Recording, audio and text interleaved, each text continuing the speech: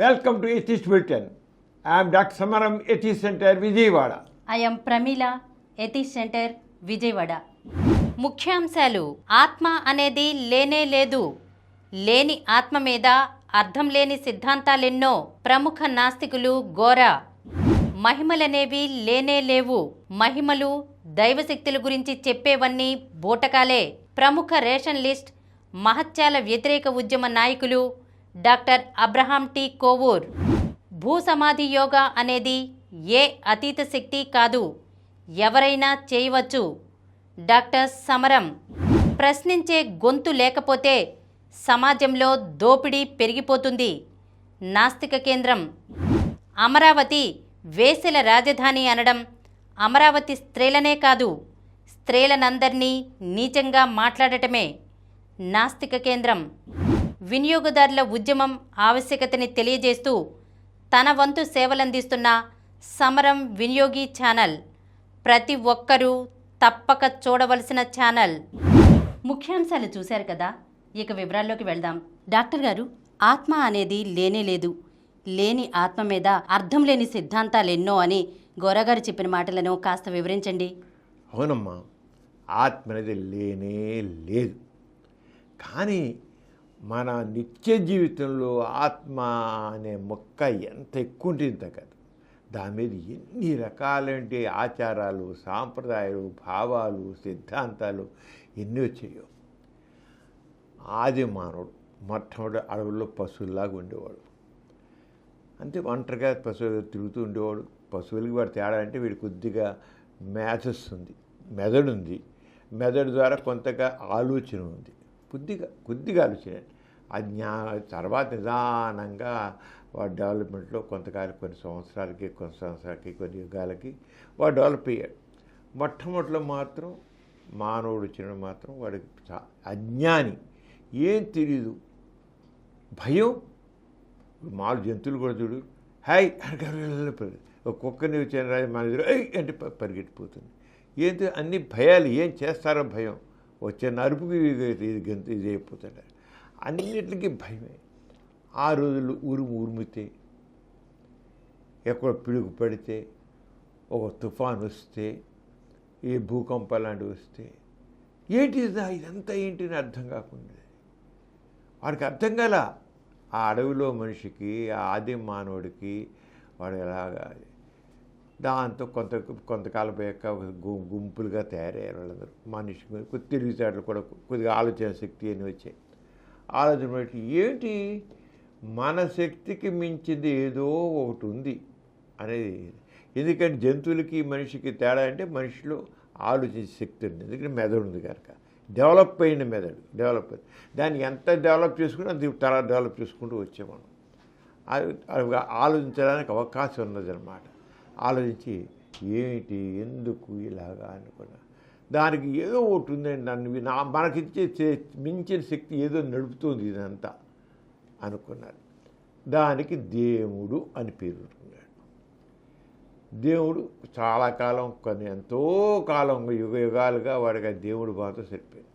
ఎప్పుడైతే మనిషి గుంపులుగా వచ్చాడో వాళ్ళగా దాంతో ఏంటి మనుషుల మధ్య కొద్దిగా ఎమోషనల్ అటాచ్మెంట్ డెవలప్ అయింది. ఎమోషనల్ అంటే మనుషులు చచ్చిపోతున్నారు. వాడు మరి అనుబంధాలు, ఆప్యాయతలు, మనిషి కదా, మనుషుల అనుబంధాలు, ఆప్యాయతలు ఎన్ని కూడా పెంపొందాయి. జంతువుల్లోనే చూస్తాం, పక్షుల్లోనే చూస్తుంటాం. మనుషులు మరింత ఎక్కువే.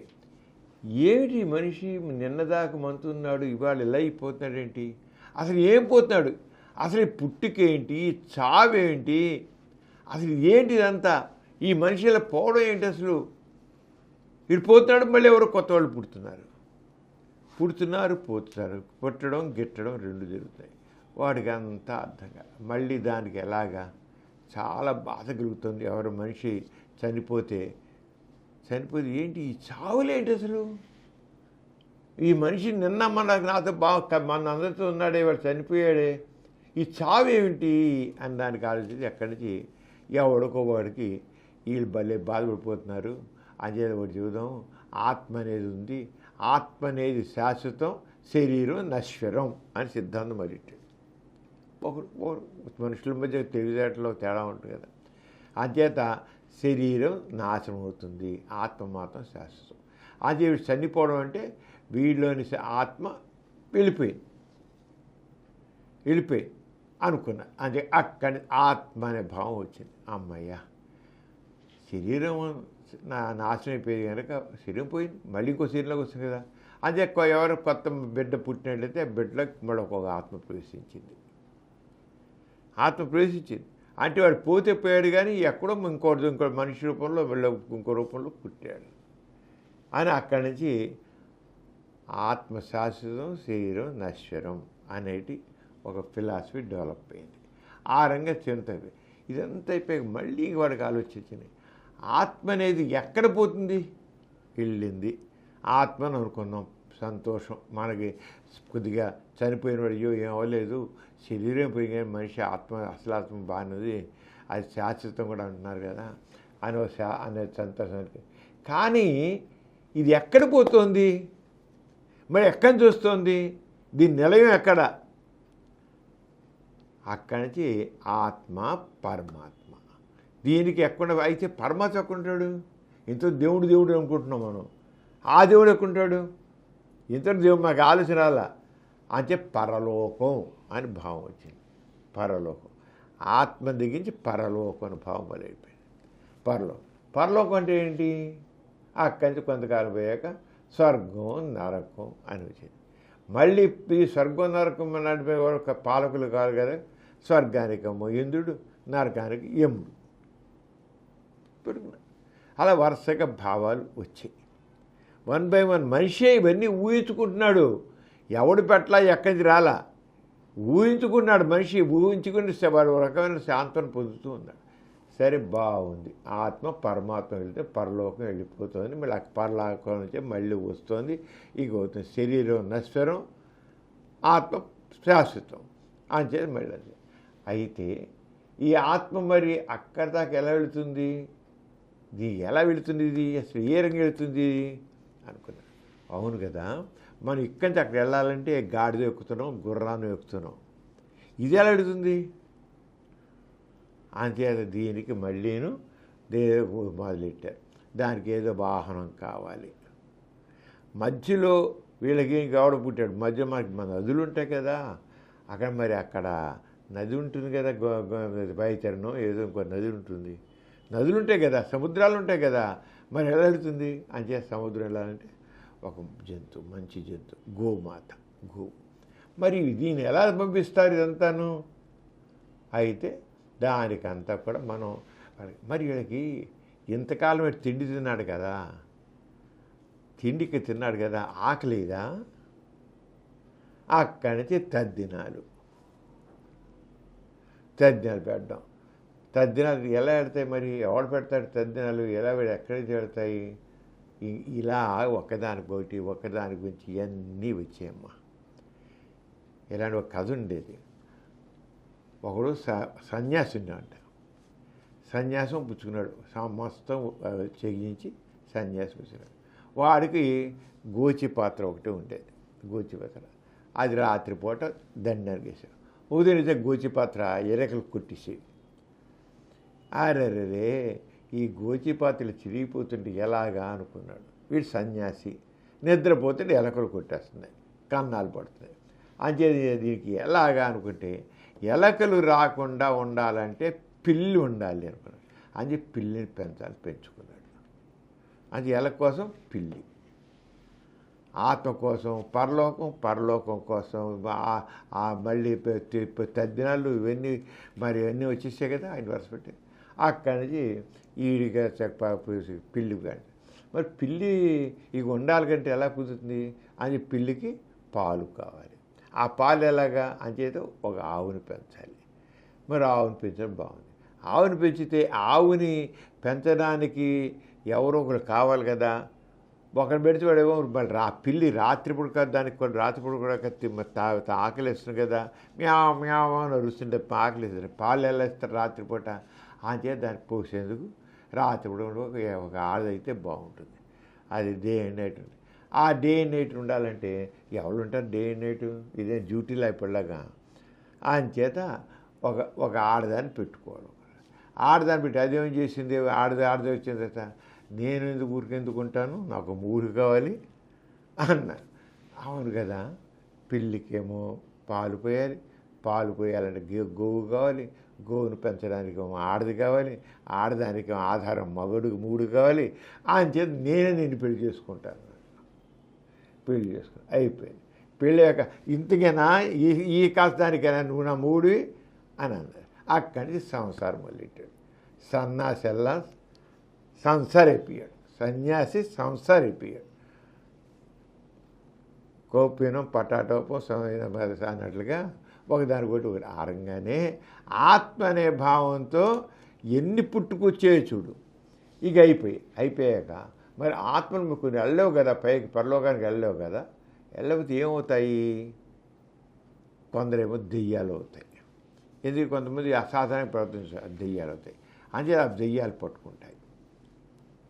మరి దెయ్యాలు పట్టుకుంటే దెయ్యాలు మనుషులను ఆవిస్తే మరి వాడిని వదిలించాలి కదా. అంటే దానికి దెయ్యాలు భూత వైద్యము కావాలి. భూత వైద్యం, ఆ భూత వైద్యం కూడా భూత వైద్యులు. ఆ భూత వైద్యులు ఎలా వదిలిస్తాడు దెయ్యాన్ని మరి? అంచేత మంత్రాలు కావాలి. ఓ మంత్రం, క్షుద్ర మంత్రాలు, మామూలు మంత్రాలు కదా, క్షుద్ర మంత్రాలు. అక్కడి నుంచి ఇలాగా కొంతమంది మరి చేతపడి కూడా మరి మనుషులు అసాధారణ ప్రవర్తిస్తుంటారు, చచ్చిపోతుంటారు, వ్యాధులు వస్తుంటాయి. దానికి కారణం ఏంటి? దెయ్యాలు పట్టుకుంటాయి, చేతపడి చేస్తారు ఎవరు అంటే చేతపడి. అంచేత ఒకదాని ఒకటి లింక్ ఎలా అయితే సన్యాసికి ఎలా అయితే లింక్ వచ్చిందో ఆత్మ అనే దాని నుంచి పర్లోకం వచ్చింది. అక్కడి నుంచి అంతా ఇంకా ఇంట్లో ఆచారాలు సాంప్రదాయాలు ఆత్మకు సంబంధించినవి ఎంత ఇక మీద ఆత్మకు సంబంధించినవి చేయడం అన్నీ కూడా వచ్చాయి. మరి చివరికి ఇవన్నీ ఇలా వచ్చి వరుసపెట్టి ఒకదానికొకటి సంబంధం ఆత్మతో లింక్ అయిపోయి ఇవన్నీ వచ్చేసాయి. ఇవన్నీ వచ్చిన తర్వాత చివరికి ఇలా మనిషి ఆది మానవుడు ఇలాగ ఎలా అలా అలా ఊహించుకుంటుండేటి కల్లా చివరికి వీటన్నిటిని తీసుకుని వేదాలు, పురాణాలు, భగవద్గీత ఇవన్నీ ఆత్మ దాన్ని అవి మరింత పటిష్టం చేసి పరిస్థితి. యుగాలు గడవగా ఆ భావాల చివరికి వాటికి ఒక రకమైన కాంక్రీట్ రూపం ఇచ్చేసాయి వేదాలు. ఆత్మ అనే దానికి వేదాలు ఈ రంగు వచ్చాయి. ఇంకా ఆత్మ సిద్ధాంతం మీద నీకు ఈ నమ్మకాలు దెయ్యాలు కానీ చేతపడి కానీ శుద్ర విద్యలు కానీ మీకు ఇప్పుడు హిస్టీరియా వస్తున్నాయి, ఫిట్స్ వస్తున్నాయి, ఇవన్నీ దెయ్యాలు పడడం వల్ల అనుకున్నాం. అంటే ఆ రోజు అనుకున్నాడు, వాడికి ఏం అర్థం కలది. ఈ హిస్టీరియా ఏంటి, ఈ ఫిట్స్ ఏంటి, ఈ దెయ్యాలు ఏంటి, ఈ చేతపడి ఏంటి, ఇలాంటివన్నీ అక్కడి నుంచి పితృదేవతలు, పితృకర్మలు. చూడు ఆత్మ మీద ఎన్ని రకాలన్నీ సిద్ధాంతాలు, పితృకర్మలు, అక్కడి నుంచి తిండి గుడ్డ, ఇంక వాడికి వాహన యోగాలు అంటే చూడు. వాడికి కర్మకాండ చేసేవాడు ఆ బ్రాహ్మణుడికి మరి బ్రాహ్మణుడు కూడా ఉంటాడు. బ్రాహ్మణుడికి ఒక గోదానం మరి దగ్గర మరి వెళ్ళాలంటే గోవుని అంటేసుకుని అది వైద్యం అనేది దాటాలి. ఈ గోదానం ఈ రంగా అంతే ఆత్మతో పరలోకం, స్వర్గం, నరకం అన్నీ వచ్చాయి. అందుకే చివరికి భగవద్గీతలో నీకు ఈ ఆత్మ గురించి భగవద్గీతలు ఏం చెప్పాడు, మనకి ఆత్మ గురించి అర్థం చేసుకున్న భగవద్గీతలు ఏంటి అంటే భగవద్గీత 2వ అధ్యాయం సాంఖ్యయోగంలో ఆత్మ గురించి 17 శ్లోకం.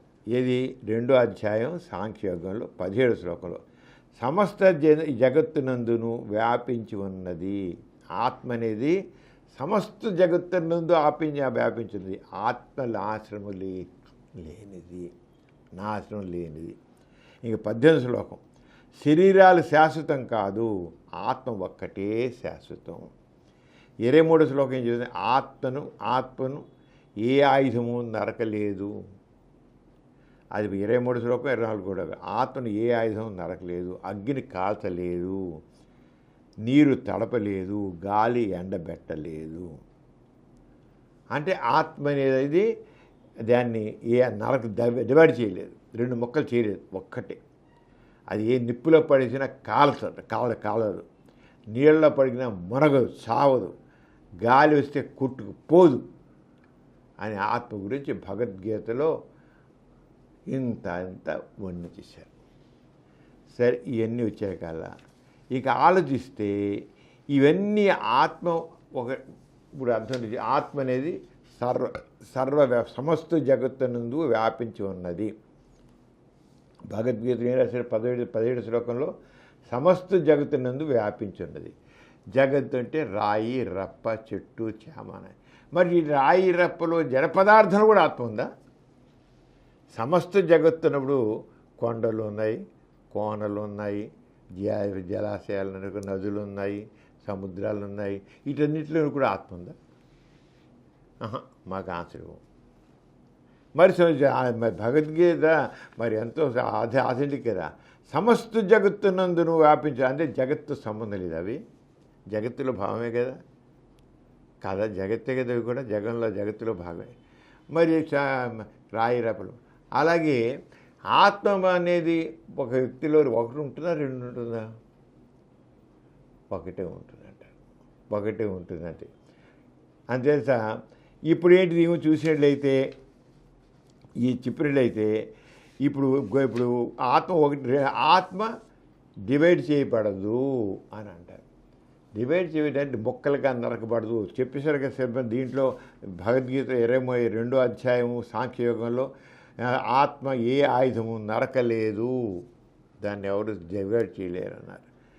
అగ్ని కాచలేదు, నీరు తడపలేదు, గాలి ఎండబెట్టలేదు అని. మరి ఈ రకం ఇది ఇప్పుడు ఆత్మని ఎవరు డివైడ్ చేయలేరంటే, గులాబీ మొక్క ఉంది, ముక్కలు చేసి పెడితే ఆ మొక్కలు ఎగరేసి పెడితే ఒక గులాబీ మొక్క ఒక మొక్కని మెరుస్తుంది. అలాగే కంద మొక్క ఉంది, ఆ కంద మొక్కను కోసి పెడితే మొక్కలు మెరుస్తాయి. మరి ప్రతి జీవినందు ఆత్మ ఉందంటే మరి చెట్టు చేమలో కూడా ఆత్మ ఉండాలిగా. అంటే ఆత్మ విభజింపబడదు అన్నట్టు. మరి ఒకటిని మరి ఇన్నిటికి చేస్తే ఎలా అయింది? మరి విభజించబడింది కదా. తుస్సైపోయింది సిద్ధాంతం. అంచేత ఆత్మ అనేది ఎంత కల్పితం అని చెప్పడం కోసం చెప్తున్నాను నేను. కల్పితం అనేది, ఆత్మ అనేది విభజింపబడదు, ఏ ఆయుధము నరకబడదు అన్నప్పుడు గులాబీ మొక్కని తీసి, గులాబీ కొమ్మని తీసి నరికిన 3-4 మొక్కలు చేసి పెడితే 4 మొక్కలు పెడతాయి. ప్రతి దానిలో మరి ఒక ఆత్మ, అన్నింటిలో ఒకటే ఆత్మ అంటే ఒకటేలా ఉంటుంది ఆత్మ. మరి విభజింపబడే ఆత్మ, దాంట్లో ఆత్మ లేదా? దీంట్లో ఆత్మ లేదా? దాంట్లో ఆత్మ లేదా?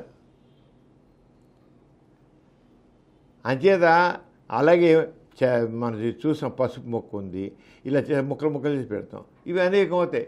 మరి ఆత్మ విభజించబడిందే లేదా? మరి దేనికది వ్యక్తిత్వంతో పెరిగింది? గులాబీ ఏ మొక్క ఒక వేరే మొక్కగా పెరిగింది. అలా హైడ్రా అనే ఒక యూనిసెల్ ఆర్గనిజం ఉంది. అది ముక్కలు చేసి పెడితే అన్ని జంతువులుగా అది ఎదుగుతుంది. మరి అది జంతువే కదా, ఒక చిన్న జంతువు. అది సూక్ష్మ హైడ్రా అనేది. మరి అది ఆయన మొక్కలు తెస్తే దేనికి ఏ మొక్క మరి వేరే ఇండివిజువల్గా దేనికి అది పెరుగుతుంది. అక్కడ ఆత్మ డివైడ్ అవుతుంది. వాటి అన్నింటిలో ఆత్మ ఉండదా? ఆత్మ విభజింపబడతాం కూడా ఇదే. అలాగే మనిషి పుట్టుకున్నకు మగవాడి యొక్క వీరి కణం అది కూడా చైతన్యమైంది. ఆడవాళ్ళ అండం అది చైతన్యమైంది. మరి మగవాడి వీరి కణంలోనూ ఆత్మ ఉండాలి, ఆడదాని అండంలో ఆత్మ ఉండాలి. ఈ రెండు ఆత్మలు సృష్టిలో సమస్త జగత్తునందు ఉన్నది అని చెప్పాడు కదా. మరి 17 శ్లోకంలో సమస్త జగత్తునందును వ్యాపించి ఉన్నది ఆత్మ అనేది. మరి అక్కడ మరి వీరికణంలో ఒక ఆత్మ ఉంది, ఆ అండంలో ఒక ఆత్మ ఉంది. మరి రెండు ఆత్మలు ఒక్కచోట ఇముడుతున్నాయా? రెండు ఆత్మలు ఒకటైపోతాయి. మళ్ళీ డివైడ్ అయిపోవాలి. మరి విభజింపు ఏ ఆయుధము దాన్ని నరకలేవు అన్నా కదా. విభజింపబడలు ఎలా విభజింపబడుతున్నాయి? మరి కలిసిపోతున్నాయి, విభజింపడిపోతున్నాయి. ఆత్మకి మరి వ్యక్తిత్వం లేదన్నమాట. నలుగురితో నారాయణ, ఆత్మ వ్యక్తిత్వం లేదు. అంటే సిద్ధాంతాలు మనం ఆలోచిస్తే ఎంత అప్సడు. అంటే ఆత్మ అనేది ఒట్టిది, మనిషి సృష్టించుకున్నది. ఎప్పుడైతే నువ్వు డీప్గా వెళ్ళావో ఈ ఆది మానవుడి యొక్క ఆలోచనలోంచి వచ్చిన ఆత్మకి తక్కిన తర్వాత వచ్చిన అవన్నీ కూడా వాటిని ఒక వ్యవస్థీకృతం చేసే ఐడియాని.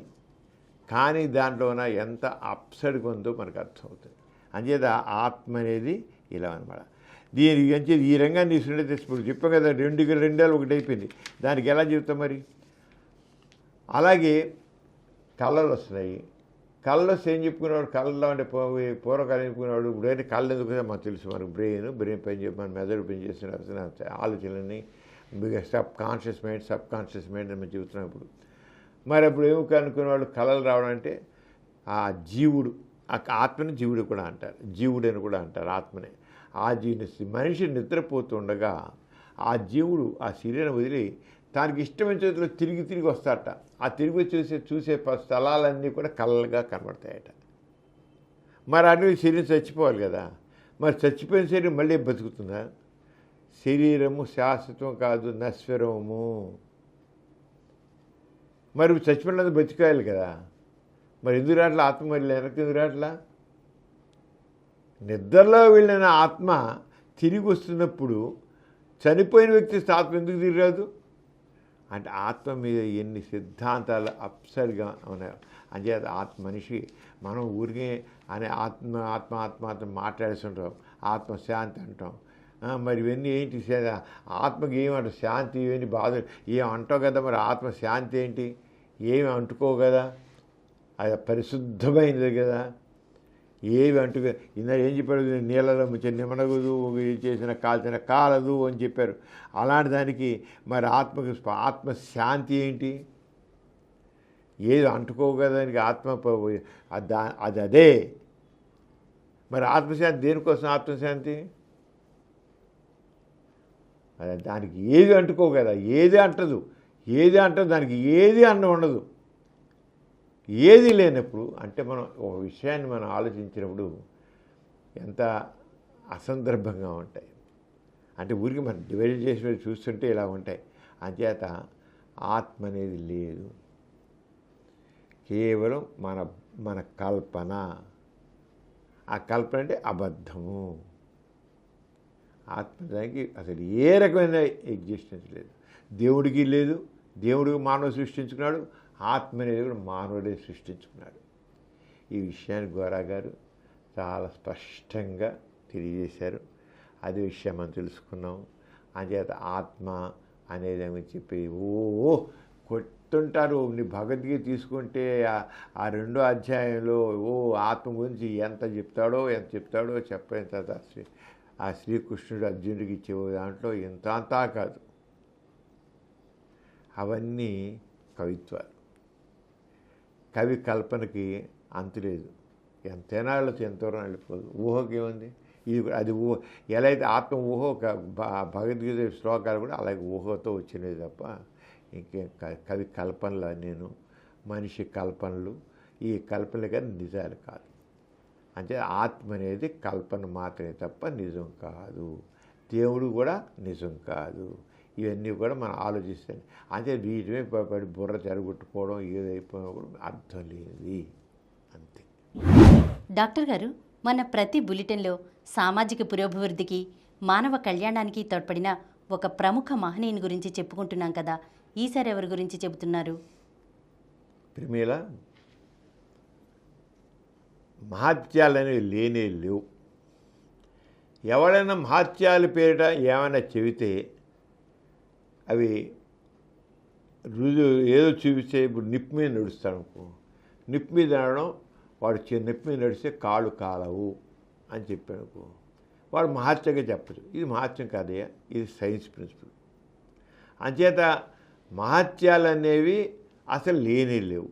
ఎప్పుడైనా ఏదైనా మహత్యాలుగా చెప్పేవి ఏమైనా కొన్ని ఉంటే వాటి వెనకాల సైన్స్ ప్రిన్సిపల్ ఉంది, కానీ ఏ రకమైన దైవ మహత్యం లేదు, దైవశక్తి లేదు, ఏ మహత్యం కాదు. That is only science principle. ఇప్పుడు నిప్పు ఉందనుకో, నిప్పు మీద కనకనాడే నిప్పు మీద నడుస్తారు. నేను నడిచాను, కాళ్ళు కాలవు, నేను చాలాసార్లు నడిచాను.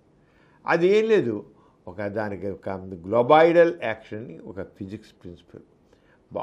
నిప్పు బాగా వేడి నింపి కాలేసి మన కాళ్ళు ఇలా పడగానే ఈ కాళ్ళలో ఉన్నటువంటి తేమ వెంటనే ఆవిరైపోయి ఒక పొరగా ఏర్పడుతుంది. నిప్పుకి కాలికి పాదానికి మధ్య ఒక పొరగా ఏర్పడుతుంది. అది కొన్ని సెకండ్లు మాత్రమే ఉంది. వాడు ఒక 5 సెకండ్లో 10 నిమిషాలు 10 సెకండ్లో నుంచి కాళ్ళు కాలుతాయి. ఇలా నడుచుకుంటూ వెళ్ళిపోవాలి, కాళ్ళు వేసుకుంటూ అలా వెళ్ళిపోవాలి. అంతేగాని చక్కగా తాపిగా చేస్తే కుదరదు. కాళ్ళు కాలుతాయి అప్పుడు. ఎందుకంటే ఆ పొర వెంటనే ఆవిరైపోతుంది. అది ఆవిరవనంత వరకే వాడు నాన్న ఉంటారన్నమాట. అనగా అదేనా దాని మీద నిప్పు పోయి గుండం వేసి ఒక పర్లం దూరం గుండె నడుస్తాను లేవన్నాడు. మహా అయితే 10 అడుగులు నడవగలడు. తర్వాత ఇంక ఒంట్లో నీరు అయిపోతుంది. ఇది సైన్స్ ప్రిన్సిపల్. దాన్ని ఎవడైనా వాడు అల్లాహ్ అక్బర్ అని వాడు గంతులు నడిచినా, హరహర మహాదేవుని ఇంకో నడిచినా, నువ్వు నేనైతే దేవుడు లేడు, దెయ్యం లేదు, ఎంత మహత్యం లేదు, మనము నడుస్తాం. ఏం లేదు. అంతేత మహత్యాలు అనేవి అసలు లేవు. మహత్యాల పేరు చెప్పే కొన్నేమో అబద్ధాలైన అవుతాయి, జరగను నిజాలు చెబుతాయి అబద్ధాలైన అవుతాయి, పుకార్లైన అవుతాయి. లేకపోతే ఏనా చేసేదైతే సైంటిఫిక్ నిప్పు గురించి చెప్పాక నిప్పు నడవడం లాంటి సైన్స్ ప్రిన్సిపల్ అవుతుంది, సైన్స్ అవుతుంది. అంతేకనుక కాదు అని చాటి చెప్పిన వ్యక్తి Abraham T Kovoor. Abraham T Kovoor అని అందరూ తెలుసు. ఆయన ప్రముఖ రేషనలిస్ట్. ఆయన గురించి మనం తెలుసు. ఈయన పుట్టింది మాత్రం ఇక మన ఇండియాలోనే కానీ జీవితకాలం అంతా చాలా వరకు సిలోనే జరిగిందన్నమాట. ఆయన 1898 ఏప్రిల్ 10న ఆయన పుట్టారు. ఆయన పుట్టిన అబ్రహాం కొవ్వూరు కేరళ రాష్ట్రంలోని తిరువెల్లాలో జన్మించారు. కేరళ పుట్టారనమాట. ఆయన తండ్రి మల్బార్లోని చర్చి జనరల్గా ఉండేవారట. అంత ఆయన పెద్ద క్రిస్టియన్ అయినా సరే ఈయన చివరికి నాస్తికుడిగా మారిపోయాడు అబ్రహాం కొవ్వూరు. ఆయన కాకుండా తర్వాత కలకత్తాలోని బంగసి కళాశాల విద్యాభ్యాసం చేశారు. దాంట్లో ఆయన వృక్షశాస్త్రంలో బాటనీ ఎంఎస్సీ చేశారు. ఆయన కేరళలోని జూనియర్ ప్రొఫెసర్గా పనిచేసిన తర్వాత శ్రీలంకలో వివిధ కళాశాలలో వృక్షశాస్త్రాన్ని బోధించారు. శ్రీలంక వెళ్ళిపోయారు. నాకు పదవి విరమణ కేరళ అయిపోయిన తర్వాత ఇండియా అంతా కేరళ విస్తరణ తిరిగాడు. ఆయన పుట్టింది మాత్రం ఇండియా, పెరిగిందంతా ఎక్కువ టైం అంతా కేరళ.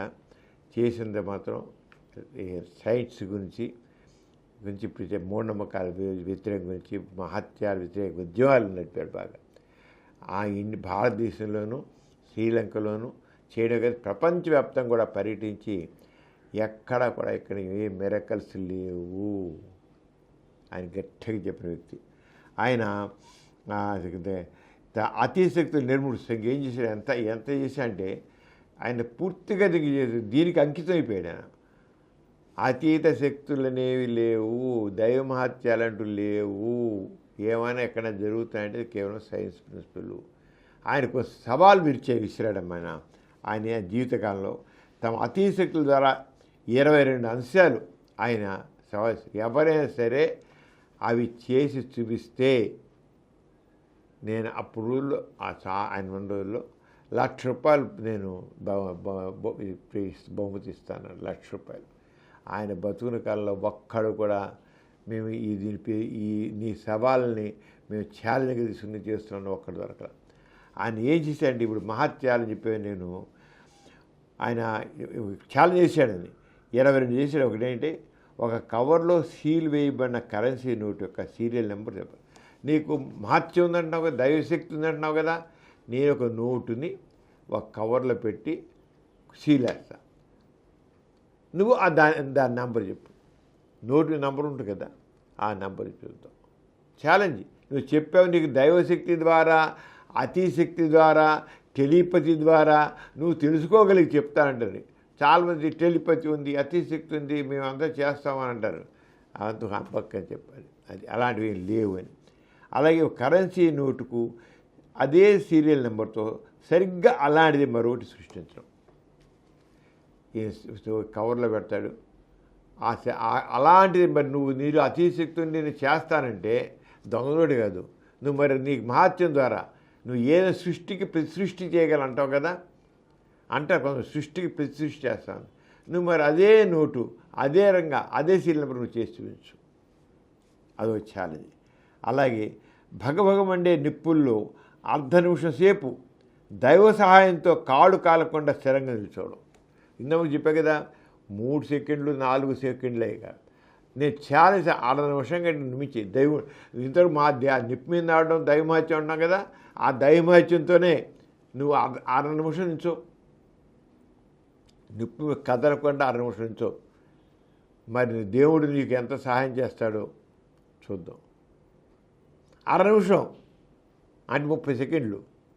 మామూలుగా 4-5 సెకండ్లో మనం నడిచేస్తాం, స్టెప్ వేస్తాం, తీసేస్తాం. నువ్వు 30 సెకండ్ల కాలం పాటు నిల్చోచాలి. అంటే ఈ మహత్యాల పేరు చెప్పాను. ఏంటని మహత్యం? అది సైన్స్ మిషన్ తీసుకొచ్చి మహత్యాలు చెప్తాను, డబ్బా చెప్పడం కనుక. అలాగే తాము అడిగిన ఏ వస్తువునైనా శూన్యం నుంచి సృష్టించడం. ఇప్పుడు బాబాలంతా అంతే కదా, చేతులు ఇమిడే ఉంగరాలు, విభూది, లేదా చిన్న చిన్న గొలుసులు అవి ఇస్తారు చేసి. మేము అడుగుతాం ఫలా అందేమని, నువ్వు ఈ చూద్దాం, నువ్వు దయచేసి నీళ్ళు మహత్యం ఉందంటే సృష్టిస్తా అంటావు కదా. సృష్టించే సత్యం ఉన్నాడు, నేను సృష్టిస్తాను అంటాడు. ఏం మేము అడిగి సృష్టించుద్దాం. మేము అడిగి సృష్టించాలి. నువ్వు దాచుకుంది మాకివ్వడం కాదు, నీదే దాచుకుని మాకివ్వడం అదేం గొప్ప. నువ్వు దాచుకున్నది గాడి ట్రిక్కు అంటే. అలా కాకుండా వాడు సృష్టించడం. అలాగే కేవలం చూపులు లేదా మానశక్తిని ఉపయోగించి గట్టి ఉసురు కదలకుండా చేయడం, వంచగలగడం. ఓ స్పూన్ ఇస్తాం, అలా ఎంత శక్తి ఉంటుందంటే నేను ఇలా దీక్షగా చూస్తే అది ఇలా వంగిపోతుంది అనేవాళ్ళు ఉన్నారు. నా దృష్టికి ఎంత శక్తి ఉందంటే నేను ఇలా చూస్తే అది మండిపోతుంది, భగవం మండిపోతుంది అని అంటుంటారు. మరి నీకు అలా ఉంటే ఒక వస్తువుని, గట్టి వస్తువుని నువ్వు దీక్షగా చూసి నీలో నీ దృష్టిపై ఆ శక్తి ఉందంటే అది వంచే చూస్తాం. వంచి నీ చూపు చూసే ఛాలెంజ్ అన్నాడు.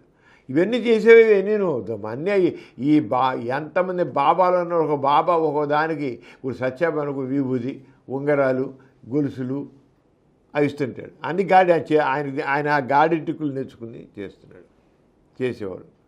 అలాగే ఒక్కో బాబా ఒకటి చేస్తుంటాడు. నాకు దృష్టి ఉంది, మంచి పవర్ఫుల్ దృష్టి ఉంది, నాకు దివ్య దృష్టి ఉంది అని అంటారు. ఆ దృష్టి చేత నీకు అడిగిన ఏ వస్తువు అది కేవలం చూపులు లేదా మానశక్తిని ఉపయోగించి గట్టి వస్తువుని కదపడం లేదా పంచగలడం. టెలిపతి ద్వారా అంటే కేవలం భావశక్తి ద్వారా మరో వ్యక్తి మనసులోని ఆలోచన తెలుసుకోవడం. నాకు తెలుసు, టెలిపతి నాకు ఉంది, నీ మనసులో మాట ఏముందో నేను చెప్తాను అంటుంటాడు. నీ మనసులో మాట నేను తెలుసుకుంటా, నాకు టెలిపతి ఉంది అని అంటారు. మరి టెలిపతి చెప్పి చూద్దాం. నేను మనిషిని పెడతాను, లేదు నా మనసులో మాట చెప్పి, లేదు నేను నన్ను నమ్మవచ్చు, ఇంకా మనిషి కూర్చో, అది మనసు మాట అవును కాదు చెప్పలాగా టెలిపతి ద్వారా. అని నువ్వు టెలిపతి గొప్ప పోయి చెప్తావు కదా. అదే శస్త్రచికిత్స ద్వారా కోసివేయబడిన ఏ శరీర భాగానైనా ప్రార్థన, ఆధ్యాత్మిక శక్తులు, మంత్రించే జలం, పవిత్రమైన విభూది లేదా ఆశీర్వాదం వల్ల ఒక్క అంగుళమైన ప్రియుడు చెయ్యి. ఇక నరికేసే చెయ్యి. ఇక నరికేసిన తర్వాత ఈ చెయ్యిని నువ్వు నీ భగవన్ శక్తి అంటావో, ఆశీర్వాదం అంటావో, ఏం చేస్తా అంటావో ఒక్క అంగుళం పెరిగే చెయ్యి. నువ్వు చేస్తాను కదా మంత్రించాను నీడిపోయి, ఇంకేం చేస్తావు చెయ్యి. ఛాలెంజ్. అదేదో న్యాచురల్గా పెరిగేదాకా కూర్చోడం కాదు. నీలో శక్తి ఉన్నావు కనుక శక్తి ఉన్నప్పుడు నువ్వు దాన్ని పెరిగేటట్టు చేయాలి. నరికివేయబడిన పోయింది, చేయిపోయింది. మేము నీలో శక్తి ఉన్నాడు చేసి చూపించు, పెరిగేటి చేయి మామూలు చూపించు, కొలుస్తాం. ఎందుకంటే బాబాలందరూ ఇలాంటివి చెప్తే ఇలాంటి ట్రిక్కులు చేస్తారు. యోగశక్తి ద్వారా భూమికి ఎత్తుగా గాల్లో తేలియట. కొంచెం చెప్తారు గాల్లో లేచి కూర్చుంటాడు, పద్మాసనం వేసుకుని గాల్లో లేచి తేలి ఆడతారంటారు. మరి నువ్వు యోగా ద్వారా చేస్తూ ఉంటావు కదా, గాల్లో లేస్తూ ఉంటావు కదా, చెయ్యి చూద్దాం. యోగాశక్తి ద్వారా భూమికి ఎత్తుగా గాల్లో తేలి ఆడతా. నీ యోగా గొప్ప అండి. యోగాశక్తి ద్వారా 5 నిమిషాలు హృదయ స్పందన ఆపడం. గుండెని 5 నిమిషాలు ఆపేసాయి, గుండెని ఆపేసి మేము ఈసీజీ పెడతాం, ఇంకోటి టెస్ట్ చేస్తాం, నీ నీ గుండె పరిస్థితి పనిచేసే చూస్తాం, చెప్పేస్తాం. గుండె పనిచేసే టెస్టులు కూడా అన్నీ ఉన్నాయి కదా. 5 నిమిషాలు ఆపు. నీ యోగా గుండెని ఆపాలి 5 నిమిషాలు. నీటి మీద నడవడం. మరి క్రీస్తు సముద్రాన్ని అలాంటి చీరిపోయింది, అలా నడిచేసాడని చెప్తారు కదా. క్రీస్తు సముద్రాన్ని చేశాడు, నడిచి వెళ్ళిపోయాడు అంటారు. కొంతమంది ఆయన వాళ్ళు చెప్పేవాళ్ళు కూడా, నీటి మీద నడుస్తాం మేము మా యోగాశక్తి ద్వారా అని చెప్పేది. ఇప్పుడు ఈ చెప్పినట్టు అనేక మంది బాబాలు ఉన్నారు, ఇలాంటి ఛాలెంజ్లు చేస్తారు. అందుకే అలాంటి వాళ్ళకి ఈయన ఛాలెంజ్ చేశాడు. నేనేమంటా, నేను టెస్ట్ చేస్తాను నువ్వు చెయ్యి, కబుర్లుగా చెప్పేది. అంచేత నీటి మీద నడవడం, శరీరాన్ని ఒకచోట విలిపెట్టి మరో చోట తాను కనబడడం, ఇక్కడ మనిషి ఒక చోట కనబడడం ఛాలెంజ్ చేసిన నేను. యోగశక్తి ద్వారా అరగంట సేపు ఊపిరి పీల్చకుండా ఆపడం, అరగంట సేపు ఊపిరి పీల్చకుండా ఉండాలి. అతీంద్రియ ధ్యానం ద్వారా లేక మరే విధమైన ధ్యానం ద్వారా సృజనాత్మక వివేకాన్ని సృష్టించగలడం, పేరు ఇంటెలిజెన్స్ సృష్టించడం. పునర్జన్మ ద్వారా కానీ లేదా ఏమైనా శక్తి ఆమె ద్వారా కానీ తెలియని భాష మాట్లాడడం. చెప్తారు కదా మన పునర్జన్మ అమ్మాయి భాష, ఎదుటి భాషలు ఏ భాష అని మాట్లాడుతూ ఉంటారు. కొంత బాబు ఆయన నువ్వు జపాన్ వాడు వస్తే జపాన్ భాషలో మాట్లాడేస్తాడు, చైనా వాడు వస్తే చైనా భాషలో మాట్లాడతాడు. సత్యావ గురించి కూడా చెప్పేవాడు, ఆయన ఏ దేశం వాడు వచ్చిన సరే ఆ దేశం భాష మాట్లాడేస్తాడు. అన్ని అబద్ధాలే, ఎవడు మాట్లాడు, నిజంగా అక్కడ మాట్లాడు ఎవడు ఉండు, కానీ ప్రచారం చేస్తారన్నమాట. అంతేనా ఛాలెంజ్ చేస్తాను, నువ్వు నీ అడిగేది నీ చెప్పినట్టుగా ఆ భాషని చేయాలి. కానీ తెలియ భాష మాట. ఫోటో తీయటకు వీలుగా దెయ్యాన్ని కానీ ఆత్మ కానీ చూపడం. దెయ్యాలు ఉన్నాయి, ఆత్మ చూపిస్తూ అంటారుగా, ఫోటో తీసి చూపించు మాకు, ఆ దెయ్యాన్ని చూపించు, ఆత్మ చూపించు. ఫోటో తీసినప్పుడు ఫిల్మ్కి అదృశ్యమైపోవడం. ఫోటో మా అదృశ్యం చేస్తా అంటారు కదా, ఓ ఫోటో తీస్తాను నేను, ఆ ఫోటో మిషన్ అదృశ్యం చేసి వస్తా. లేకుండా మనిషి అదృశ్యం చేయడం కాదు, ఫోటోలు చేసి చూద్దాం, మనిషి అదృశ్యం ఎలా చేయలేవు. అంచేత ఇక తాళం వేసి గదిలోంచి దైవశక్తి ద్వారా బయటకు వచ్చాడు. నేను తాళం వేస్తాను, గది బయట రా చూస్తా. దైవశక్తి ద్వారా ఎక్కడికైనా వచ్చేస్తాను చెప్తుంటారు కదా. అంచేత నేను తాళం వేస్తాను, ఆ తాళం వేసి గది బయట రా చూస్తాను. నీ దైవశక్తి ద్వారా పదార్థాలైనా అతిశక్తి ద్వారా బరువును పరిమాణాన్ని పెంచగలగడం. అతిశక్తి ద్వారా ఈ పదార్థాన్ని బరువు పెంచుతాను, కిలో వస్తుంది 5 కిలోలు చేస్తాను, చేసి చూద్దాం నీ జ్ఞానశక్తి ద్వారా చేస్తుందాం అంటే ఆయన చేసే ఛాలెంజ్లు అన్నమాట. దాచిన వస్తువును అతిశక్తి ద్వారా కనుగొనడం. ఇలా మూసి ఏంటో చెప్పు, నా గుప్పెట్లు ఏముందో చెప్పు.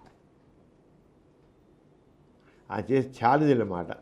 ఆయన బతుకుండగా ఒక్కడంటే ఒకటి రాచేది, ఒక్కడంటే ఒకటి రాచేది.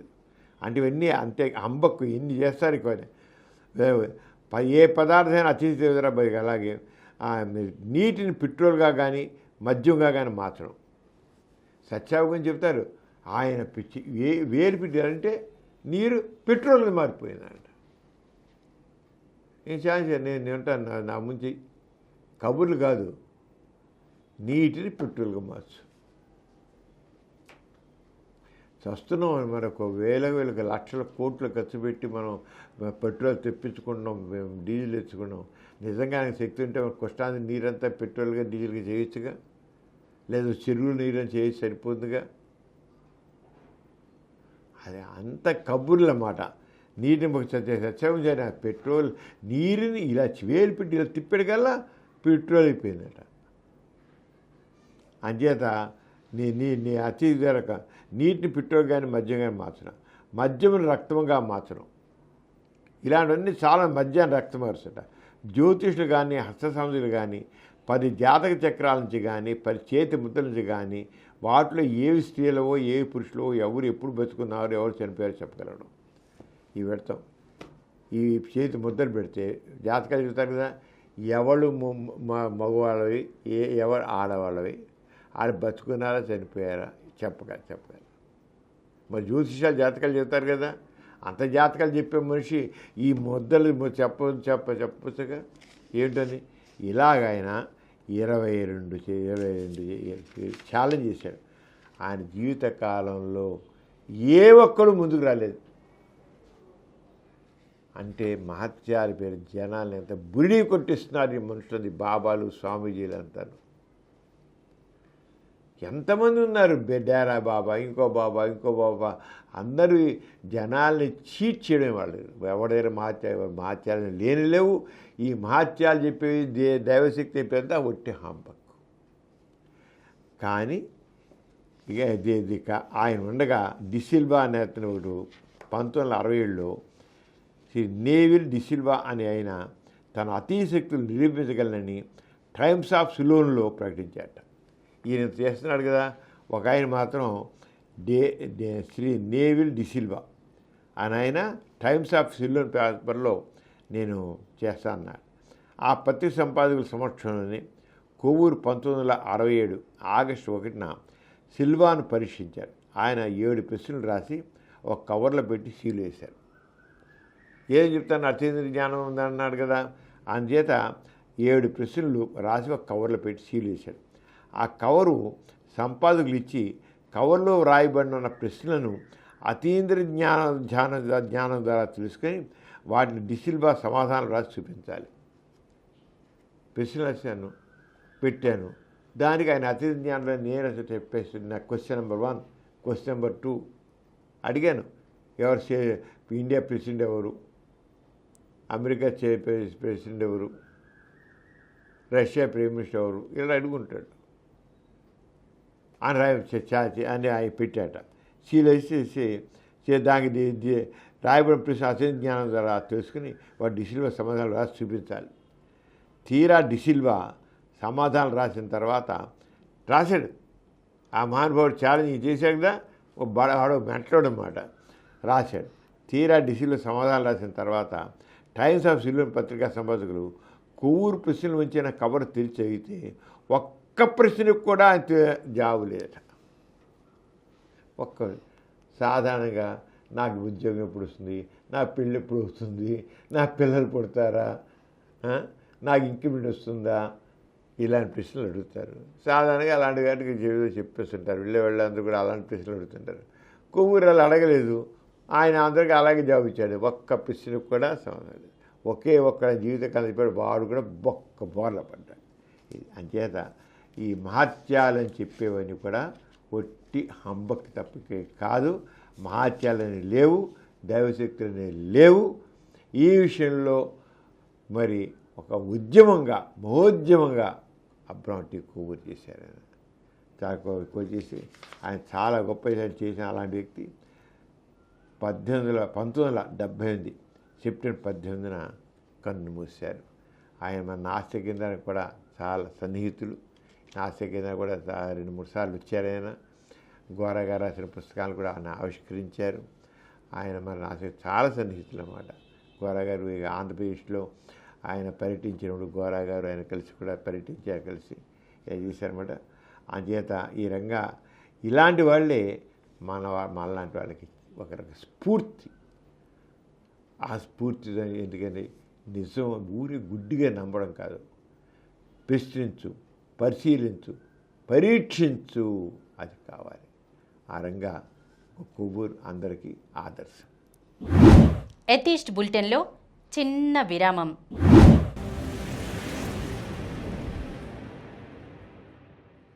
టోల్ ప్లాజా విషయంలో సరైన రూల్స్ లేకపోవడం, సోషల్ మీడియాలో వచ్చే అబద్ధపు ప్రకటనలు, ట్రావెలింగ్ ఏజెంట్స్ చేసే మోసాలు, సమాజంలో జరుగుతున్న రకరకాల కల్తీలు, రియల్ ఎస్టేట్స్లో జరిగే మోసాలు, పార్సిల్స్పై దగాలు, కోచింగ్ సెంటర్లు చేసే అబద్ధపు ప్రచారాలు, వినియోగదారులు ఇలాంటి మోసాల వలలో చిక్కుకోకుండా ఎలాంటి జాగ్రత్తలు తీసుకోవాలి, ఒకవేళ మోసాలకు గురైతే ఏం చెయ్యాలి, ఇలా ఎన్నో వినియోగదారుల సమస్యలకు తెలుగు, ఇంగ్లీష్లో డాక్టర్ PVVS మూర్తి గారి సమగ్ర విశ్లేషణ.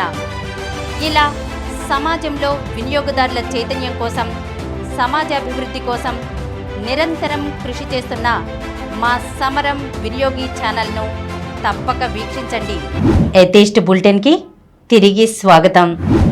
డాక్టర్ గారు, భూ సమాధి యోగా ఎంతో మహత్తుగలదని, ఇది అందరికీ సాధ్యం కాదని అంటారు కదా, ఈ విషయం గురించి మీరేమంటారు?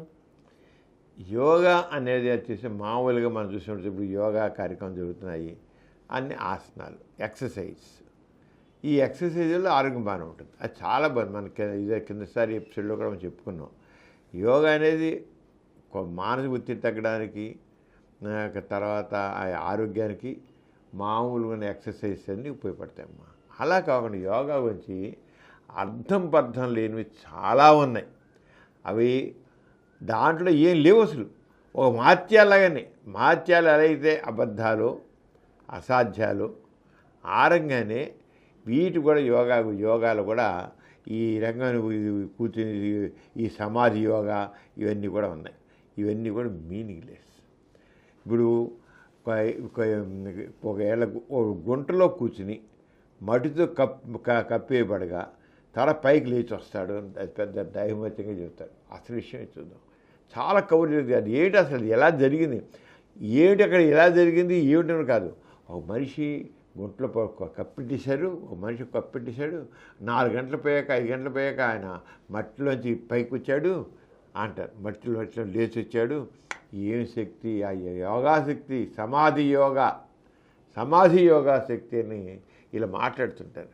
నిజంగా ఒక ఏం జరిగింది, ఆ ప్రక్రియ ఏమిటి అనేది తెలుసుకుంటే ఇంతేనా అది ఎవడం చేయొచ్చురా అన్నట్టు అంటారు. కానీ కబుర్లు అంటే ఇదిగో పులిండి అదిగో తోక, ఇదిగో పులిండి అదిగో తోక అనే కథ ఎలా ఉందో యోగా గురించి కూడా అలాగే కొన్ని యోగా ప్రక్రియల గురించి వాటి గురించి అలాగే ఉన్నాయి. అంతే దాని గురించి అంటే ఇప్పుడు ఈ సమాధి యోగా గురించి తెలుసుకున్నాం. కొంత వ్యక్తులు 6 అడుగులు తవ్వించుకుని అందులో కూర్చుని ఆ గొయ్యి తీస్తారు, పెద్ద గొయ్యి తీసుకుంటారు. 6 అడుగులు గొయ్యి తీసుకుని అందులో కూర్చుని పైన రేకు బల్లో కప్పి నిండుగా పైన మట్టి పోయించుకుంటారు. గోతులు పెట్టి మొత్తం ఒక శవాన్ని పోయిరలాగా చస్తాడు నిజంగా. ఒక శవాన్ని అయితే పడేసి మనిషి మట్టి పోసేస్తారు లోపల. ఇలా కాదు, వీడు శుభ్రం గొయ్యే పెట్లు ఉన్నట్లుగానే ఉంటాడనమాట. అంచేత దాంట్లో కూర్చుని మట్టి పోయించుకుంటాడు.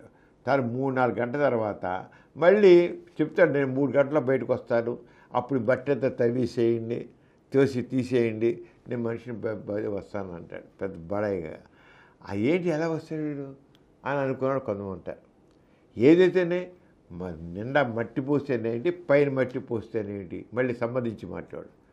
మీద మట్టి పోస్తేనేంటి, పైన మట్టి పోస్తేనేంటి, మట్టి బట్టేగా మట్టి గొట్టేగా అంటారు. మట్టి గొట్టె కరెక్టే.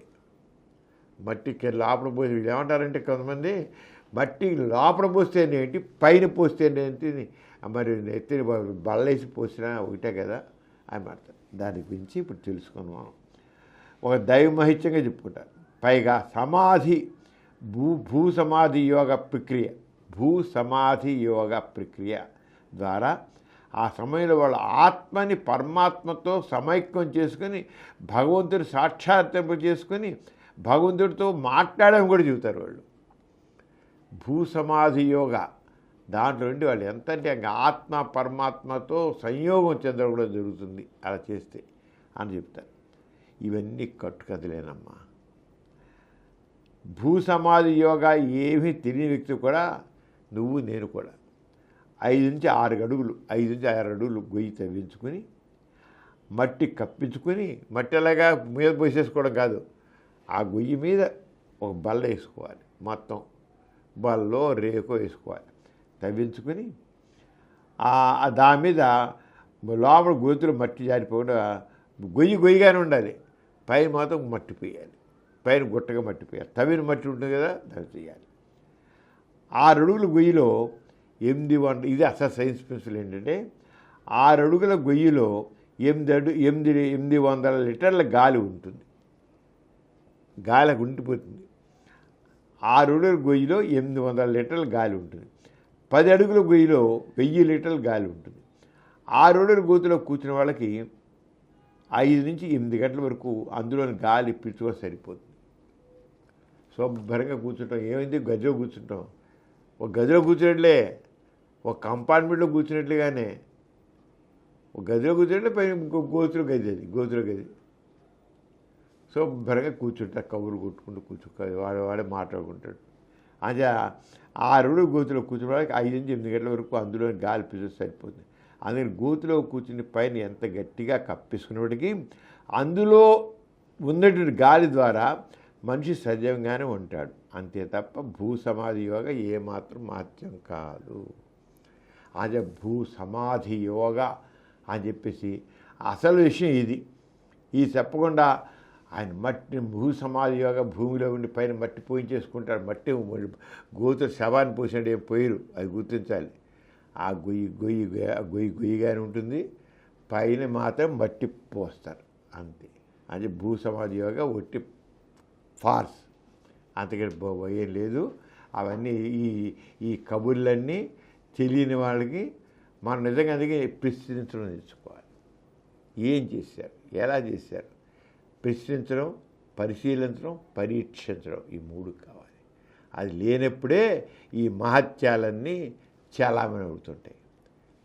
ఏ ప్రశ్న ఏమిటి, ఎలా చేశారు, పరీక్షించాలి కూడా.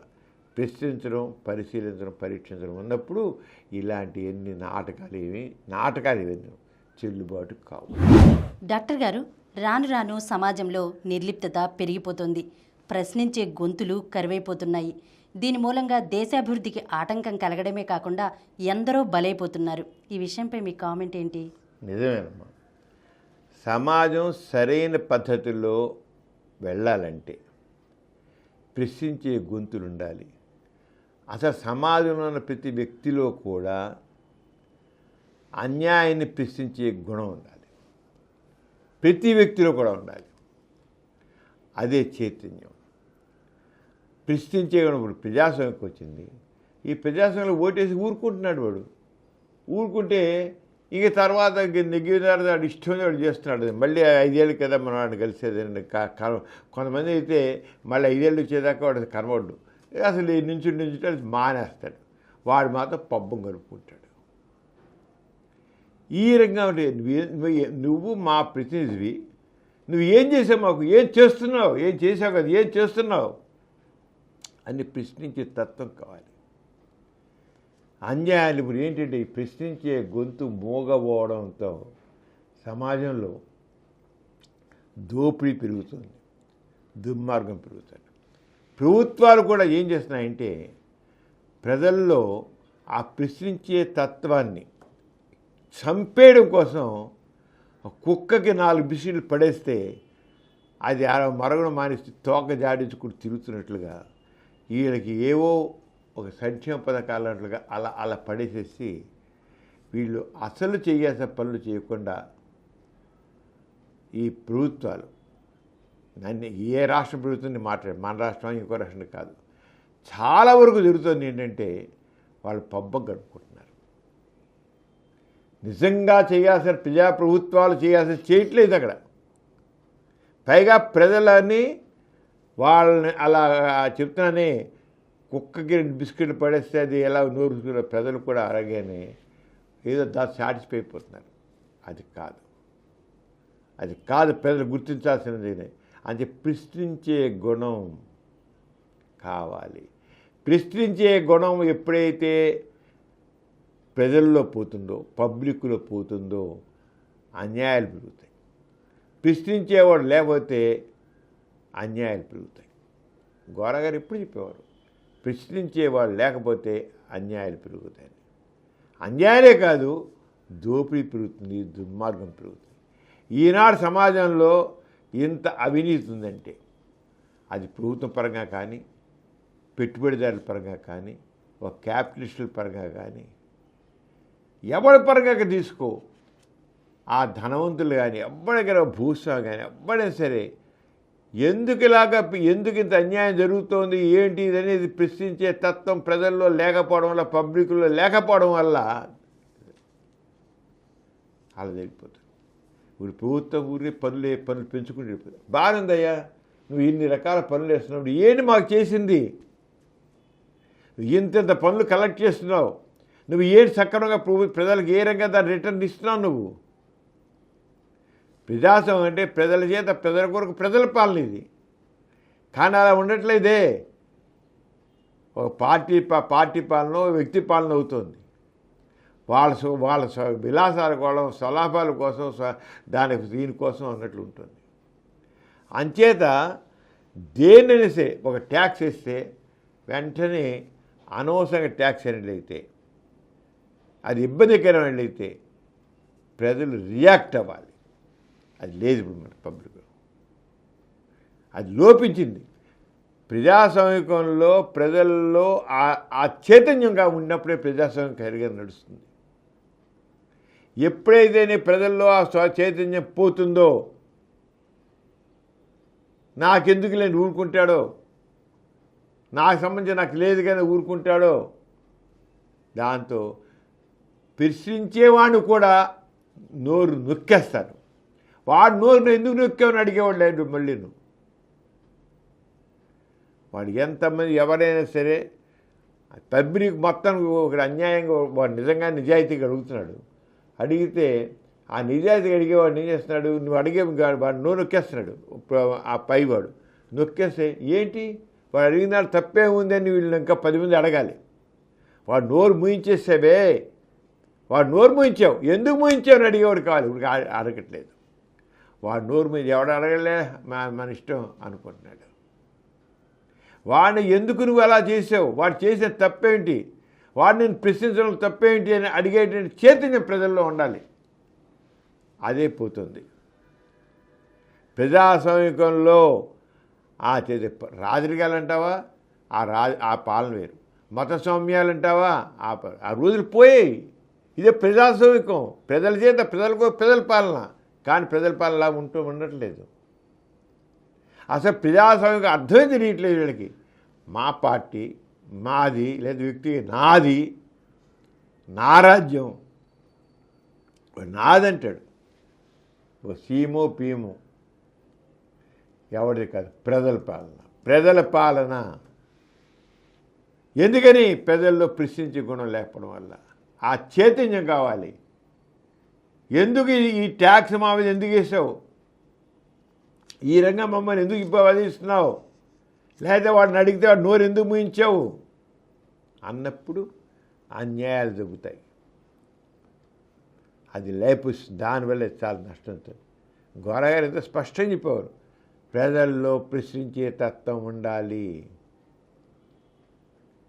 ప్రశ్నించే తత్వం లేనప్పుడు సమాజంలో ఎన్నో అసమానతలు ఎందుకున్నాయి. అసమానతలు ఏమిటయ్యా, అది మా వాళ్ళు మనిషే కదా, నువ్వు ఎందుకని చేస్తున్నావు. కులాల మీద, ఆడవాళ్ళ మీద,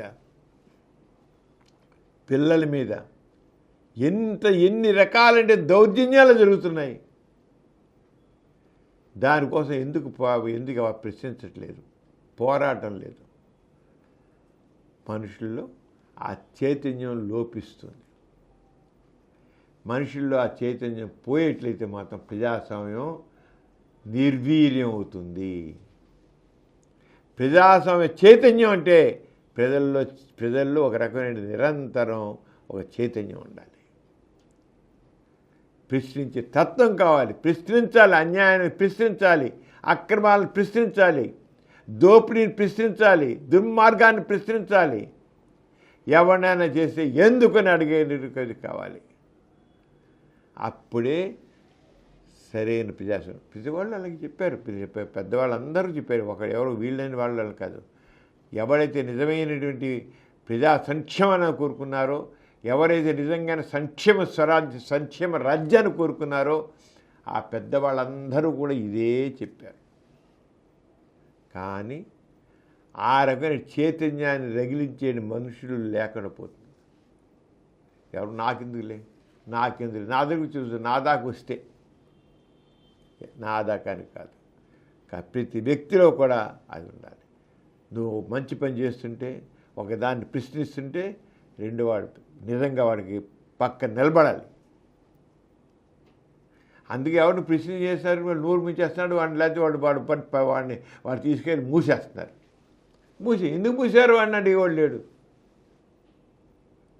ఎందుకు నువ్వు వాడిని మూసేసావని అడిగేవాడు లేడు. ఎందుకు వాడు కొట్టావని అడిగేవాడు లేడు. ఎందుకు వాడు చంపావని అడిగేవాడు లేడు. అది ప్రజాస్వామ్య మనుగడకి చాలా ప్రమాదకర ధోరణి. అంచేత ప్రజాస్వామికంలో ప్రశ్నించే తత్వం కావాలి. ఆ ప్రశ్నించేటప్పుడే సరైనటువంటి సంక్షేమ రాజ్యం సరైనది వస్తుంది. ఆ చైతన్యం మనుషుల్లో చైతన్యం చచ్చిపోతే ప్రజాస్వామ్యం కూడా చచ్చిపోయినట్లు లెక్కే. కూడా చచ్చిపోయినట్లు లెక్కే.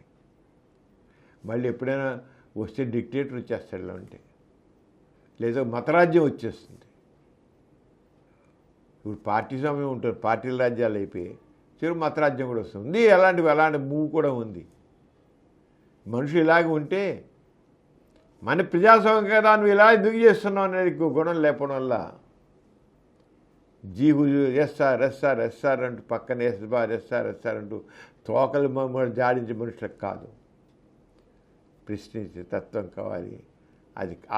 అది పోకూడదు మనుషుల్లో, అడిగి కావాలి. అప్పుడే సరైన ప్రజాస్వామ్యం ఉంటుంది, సరైన సమాజం ఉంది, సరైన సంక్షేమం వస్తుంది, సంక్షేమ రాజ్యం వస్తుంది. అది కావాలి. అది చావకుండా చూడాల్సిన బాధ్యత ప్రతి ఒక్క పౌరుని మీద ఉంది. అది మాది గుర్తించాలి. ప్రతి ఒక్క పౌరుని మీద కూడా ఉంది. ప్రతి ఒక్క పౌరుడు దాన్ని గుర్తించాలి. అప్పుడే అందరికి సరైనటి అన్ని రకాల అవకాశాలు వస్తాయి. ఇప్పుడు కొంతమంది అనిపిస్తున్నారు సౌకర్యాలు, అనుభవించే వాళ్ళ యొక్క తక్కిన వాళ్ళ గురించి ఆలోచించట్లేదు. అసలు వాడి గురించి ఆలోచించుకుంటున్నాడు. తక్కిన వాళ్ళ గురించి ఆలోచించాలి. అందరికీ రావాలి, అందరికీ అవకాశాలు కావాలి. ప్రతివాడికి రావాలి అవకాశాలు. ప్రతివాడు హాయిగా ఉండాలి. ప్రతివాడు సౌకర్యం నాకు వచ్చింది సరిపోదు, ప్రతివాడికి రావాలి సౌకర్యాలు. అందరికీ సౌకర్యాలు రావాలి. అందరికీ అన్ని రకాల అవకాశాలు రావాలి. ఆలోచన కావాలి. అది ఎప్పుడు వస్తుంది? ప్రజల్లో మనం అన్యాయాన్ని ఎదిరించాలి. ఎవరికి అన్యాయం జరిగినా, ఎక్కడ అన్యాయం జరిగినా మనం రియాక్ట్ అవ్వాలి అనేది ఉంది. అందరిలో ఉండాలి, ఒక వ్యక్తిలో కాదు. చెప్పేంటి అందరిలోనూ ఉండాలి. ఆ చైతన్యం ప్రతి ఒక్కరిలోనూ ఆ రకమైన జ్యోతి ప్రజ్వలిస్తూ ఉండాల్సిందే. ఒక్కళ్ళు ఇద్దరిలో 10 మందిలో లేదు. ఉంటే కాల్చేప్పుడు నక్సలైట్లను చూడు, నరికి చంపి పారేస్తున్నారు. ఒక కుక్కల్ని పిల్లల్ని నరికి పారేస్తున్నారు. వాళ్ళు ఏం తప్పు, వాళ్ళు ఏం సిద్ధాంతం హింసామార్గం కరెక్ట్ కాదు చెప్పేది. కానీ వాళ్ళు ప్రజల కోసం చేస్తారు. కానీ ఏరి పారేస్తున్నారు ఒకళ్ళు. ఎందుకు మీరు అలా చేస్తున్నారని అడిగేవాళ్ళు లేకుండా అడిగితే వాడు కూడా నక్సలైట్ని లెక్కట్టేస్తారు. నక్సలైట్ని లెక్కట్టేస్తారు. కానీ అయితే హింసా మార్గం కరెక్ట్ కాదు. హింసా మార్గం ఇలాగే వస్తుంది. కన్ను అంటే ఇప్పుడు గాంధీ గారు అన్నారు, కన్ను అన్నట్టు పిల్లాచి పెట్టుకుంటే ఇక మిగిలేదు అందరూ గుడ్డివాళ్ళే అని. కన్ను అంటే మిగిలేదు గుడ్డివాళ్ళే మిగులుతారు. అంటే హింసా మార్గం ఎప్పుడు కరెక్ట్ కాదు.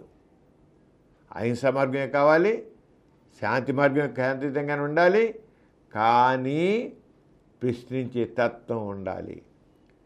ఇప్పుడు నక్సలైట్స్ వాళ్ళు ప్రజల కోసం చేస్తున్నారు వాళ్ళు. కానీ వాళ్ళ హింసా మార్గం వచ్చింది కనుక వాళ్ళ చేతులు నక్సలైట్ చేతులు ఎన్ని బాంబులు ఉన్నా, ఎన్ని తుపాకులు ఉన్నా, ఎన్ని ఉన్నా ప్రభుత్వం వాళ్ళకంటే ఎక్కువ బలవంతమైంది.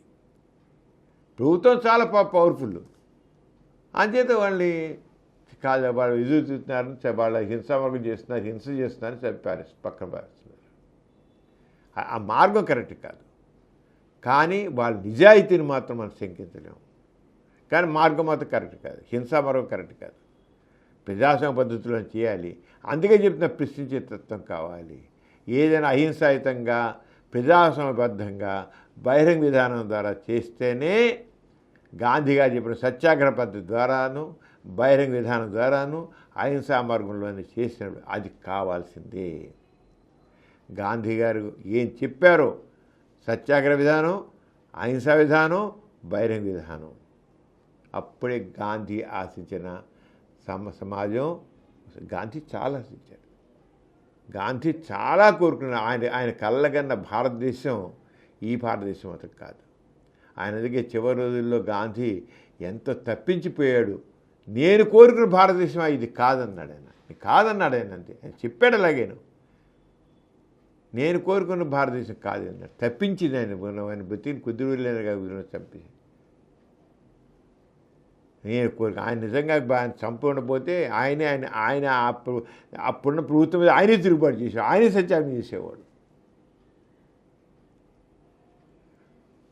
కాదు. అంచేత అహింసాయుతంగా, బహిరంగ విధానంగా, శాంతియుతంగా చర్చించే గుణం ప్రజల్లో ఉన్నప్పుడే అందరికీ అన్ని అవకాశాలు వస్తాయి. అది మాత్రం మర్చిపోకూడదు. ప్రతివాడు ఆ రకమైన చైతన్యాన్ని మాత్రం నింపుకుని ఉండాల్సిందే. డాక్టర్ గారు, ఇటీవల ఒకరు అమరావతి వేసల రాజధానిగా పేర్కొన్నారు కదా, దీనిపై మీ కామెంట్ ఏంటి?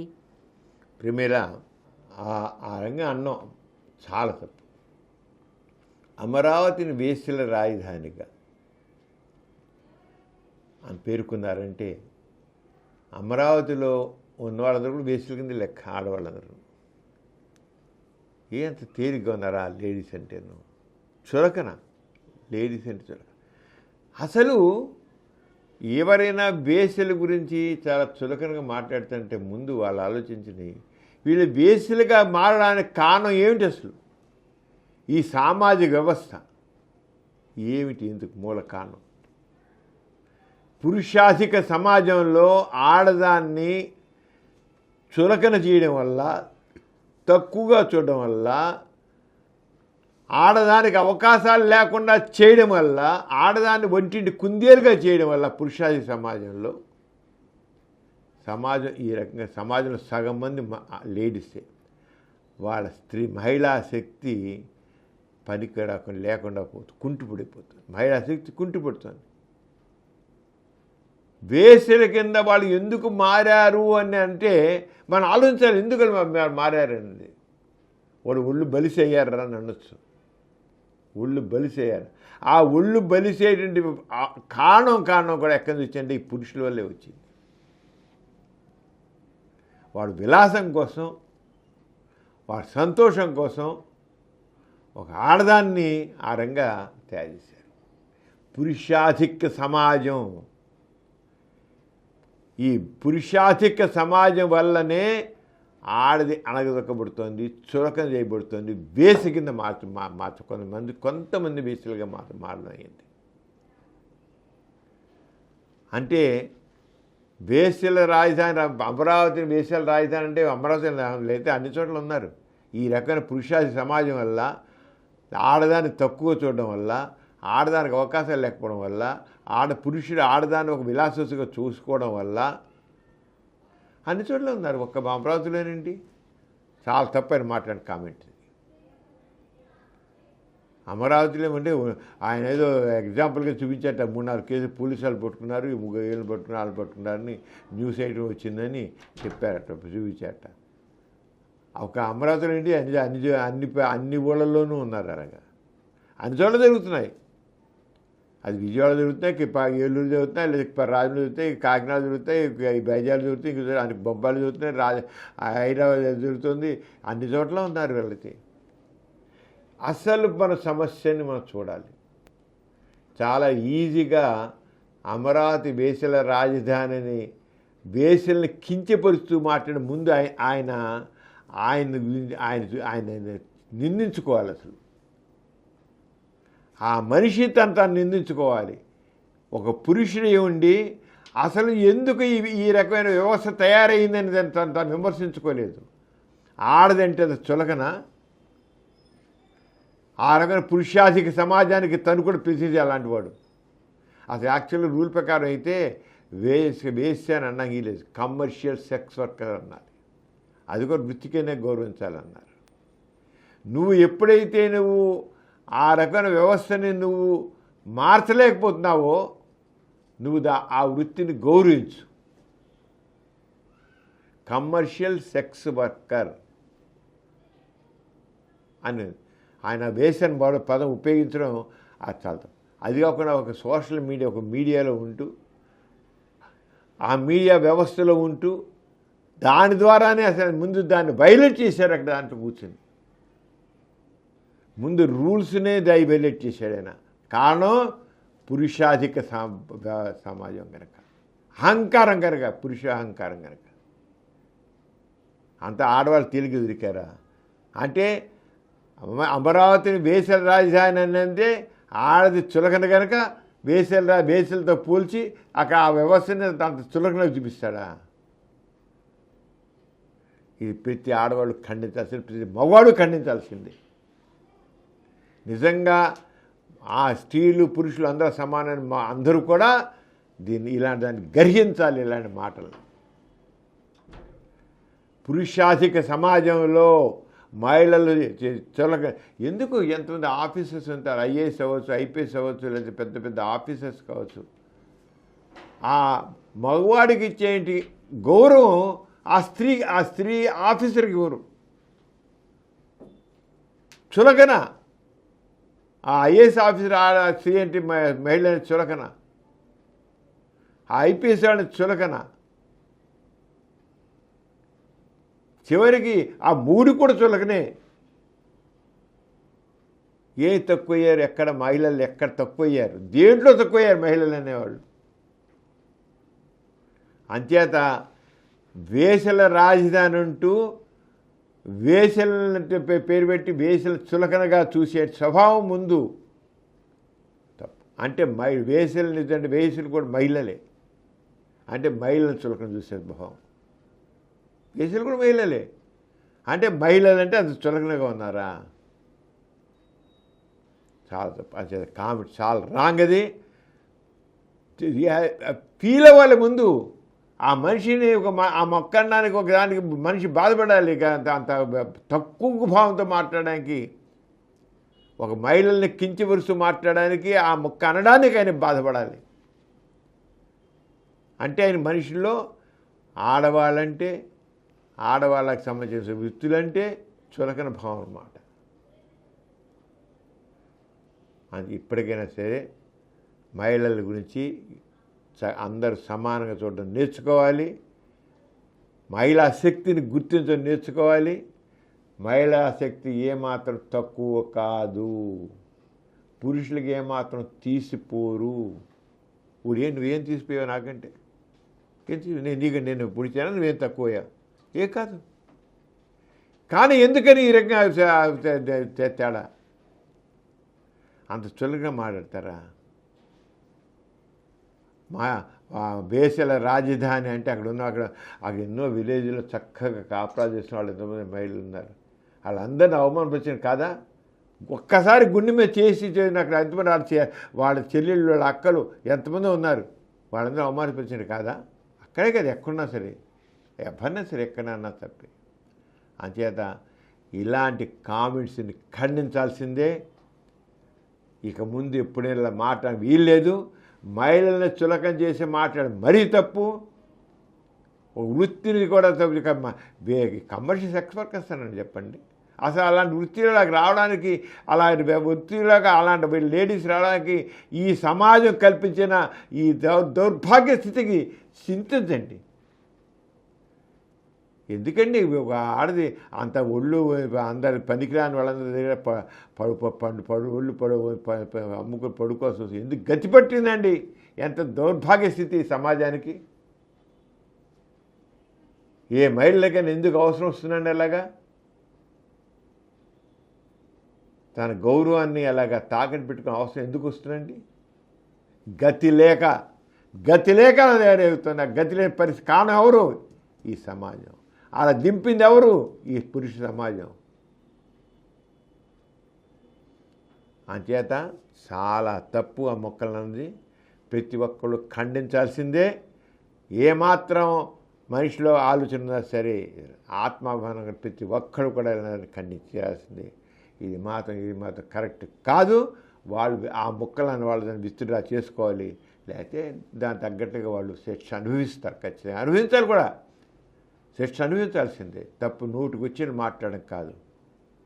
ముందు ఇదే పిటి, ఎందుకు ఈ వ్యవస్థలో ఇలా ఉన్నారు, ఇలాంటి దౌర్భాగ్య స్థితి ఎందుకని ఆలోచించాలండి. ముక్కానాలన్న ముందు ఇలాంటి దౌర్భాగ్య స్థితి వేసే ఒక మహిళ, మన కుటుంబంలో మహిళ, ఒక మహిళ అలా మారిందంటే బాధపడాలి మనిషి. కానీ హేళనగా మాట్లాడతారా? ఆడదంటే హేళన? నో, చాలా తప్పు. అందుచేత అందరం ఖండించాల్సిందే. ఇది ఒక అమరావతి కాదు, మొత్తం సమాజానికి, దేశానికి, ఈ ప్రపంచానికి సంబంధించిన విషయం ఇది. ఎక్కడ ఏ సమాజంలో కానీ ఏ దేశంలో కానీ మహిళలు తక్కువ చూడడానికి వీలు లేదు. ఇప్పుడు మీరు వేళ చాలా విషయం తెలుసుకున్నాం. మనం చాలా మాట్లాడాం. అన్యాయాల మీద ప్రశ్నించే గొంతు ఉండాలని. ఆ రంగానే ఎన్నో విషయాలు సమాజంలో చైతన్యం అవసరం ఉంది. సమరం ఛానల్స్ వీలైనంత వరకు తన పరిధిలో తను కృషి చేసి వస్తుంది. అందులో ఒకటి సమరం వినియోగి ఛానల్. మనకి 20 ఛానల్స్ ఉన్నాయి. 20 ఛానల్స్ దేనికదే ప్రత్యేకత కలిగి ఉంది. మన వంతుగా సామాజిక చైతన్యం కోసం మనం కృషి చేస్తూ వస్తున్నాం. ఈ వినియోగి ఛానల్ కూడా చాలా రిమార్కబుల్గా కృషి చేస్తుంది. దానికి తగ్గట్టుగా పివిఎస్ మూర్తి గారు వినియోగదారుల ఉద్యమానికి ఆయన ఒక నాయకుడైన కమిటెడ్ కన్జ్యూమర్ అవేర్నెస్ లీడర్. ఆయన సమరం వినియోగ ఛానల్లో ఎన్నో విషయాల్ని చక్కగా వివరిస్తున్నారు. నిజంగానే ప్రతి ఒక్క వ్యక్తి వినియోగదారుడే, ప్రతివాడు వినియోగదారుడే. ఎవడో కొనుక్కున్నాడు కొద్దిమంది కాదు, ప్రతి వాడు వినియోగదారుడే. ఏదో రకంగా వినియోగదారుడు మోసపోతూనే ఉన్నాడు, మోసగింపబడుతూనే ఉన్నాడు. ఎందుకంటే మనం చెప్పుకున్నాం, ప్రశ్నించేవాళ్ళు లేకపోవడం వల్ల అది జరుగుతుంది. ఎన్ని రకాల నిజంగా మనం ఆలోచిస్తే మనం ఎన్ని రకాల ప్రతి చోట కూడా మనం ఎక్స్ప్లాయిట్ చేయబడుతున్నాం. వినియోగదారుడు ఎక్స్ప్లాయిట్ చేయబడుతున్నాడు. మన సమరం వినియోగ ఛానల్ తీసుకున్నట్లయితే ఎన్ని విషయాలు డాక్టర్ పివిఎస్ మూర్తి గారు ఎన్ని చెబుతున్నారో. ఆయన దాంట్లో పూర్తిగా నిష్ణాతులైన ఎన్నో దాంట్లో డిస్కస్ చేస్తున్నారు. ఇటీవల కాలంలో తీసుకున్నట్లయితే టోల్ ప్లాజా విషయంలో సరైన రూల్స్ లేకపోవడం. మామూలుగా ఏదో పెద్ద 80 కిలోమీటర్లకు ఒక టోల్ ప్లాజావో లేకపోతే 60 కిలోమీటర్లకు ఉండాలి. అలా కాకుండా అడ్డగోలుగా టోల్ ప్లాజాలు పెట్టేసి అడ్డగోలుగా వసూలు చేయడం ఉంటుంది టోల్ ఫీజు. వీటి మీద చివరికి వచ్చిన తీర్పుల గురించి కూడా దాంట్లో చెప్పడం జరుగుతుంది.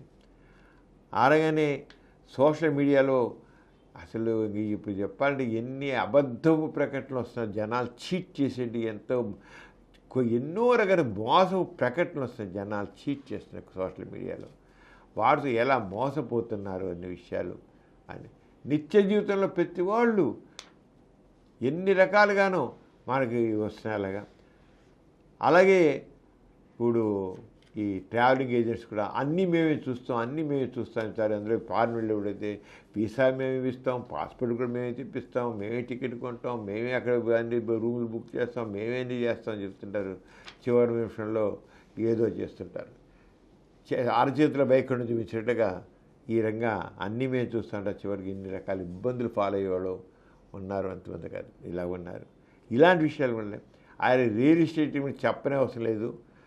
వాడు చెప్పే కబుర్లు అమ్మబాబోయ్ చూస్తే మీకు చూస్తే మీరు ఇక్కడ కొంటే మీకు ఇలాంటి ఫెసిలిటీస్ అంటాడు, స్థలం కొనిపిస్తాడు, అన్నీ చేస్తాడు.